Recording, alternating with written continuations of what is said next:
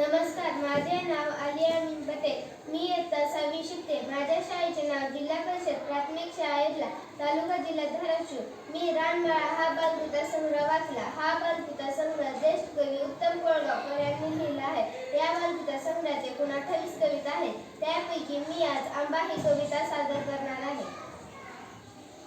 गोड गोड आंबा खाऊन शेवटी कोय उरली, मी घेईन तीच कोय मळ्यामध्ये पुरली. काही दिवसांनी कोंबमधून कोंब बघून आला, लाल लाल कोंब बघून आनंद मला झाला. लाल कोंबाला फुटली लाल लाल पान, रूप आंब्याचं दिसू लागलं मोठं गोजीरवान. आंब्याचं रोप ते पुढे वाढत गेलं, हिरवी हिरवी पाने फुटून वर चढत गेलं. आंब्याच्या त्या झाडाला मी खत पाणी दिलं, पाहता पाहता झाड मग डेरेदार झालं. डेरेदार झाडाला त्या आंब्या मोहर